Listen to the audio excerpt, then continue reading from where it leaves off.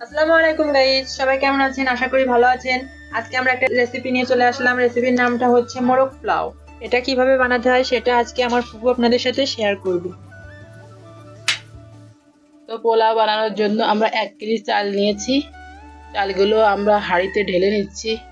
বেরেস্তা বানানোর জন্য কড়াইতে একটু তেল দিয়ে নিলাম। এরপর পেঁয়াজ কুচিগুলো দিয়ে দিলাম, তারপর নাড়াচাড়া করব। আর ওই পাশে আমার ভাতিজা চাল দিতে গেছে।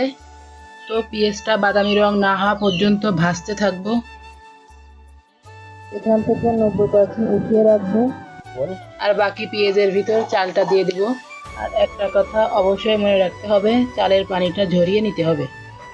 তো চালটা আমরা দিয়ে দিলাম।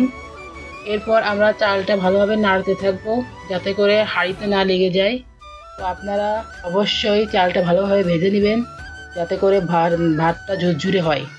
এরপর দারচিনি ইলাচ ফল দিয়ে চালটা ভালোভাবে ভেজে নিব যাতে ভাতটা ঝুরঝুরে হয়। আর এখানে সবচেয়ে গুরুত্বপূর্ণ বিষয়টি হচ্ছে পানির মাপটা। চালের জন্য 8 কাপ পানি দিতে হবে।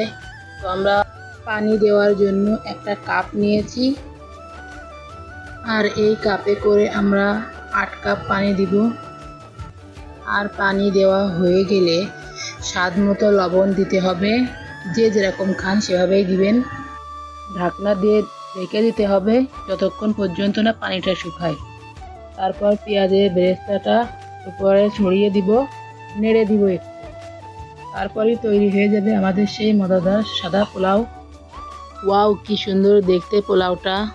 তো এখন আমার ছোট ভাইকে খেতে দিব, দেখি সে কি বলে। বিসমিল্লাহ, কি হয়ে গেছে রে? বিসমিল্লাহ।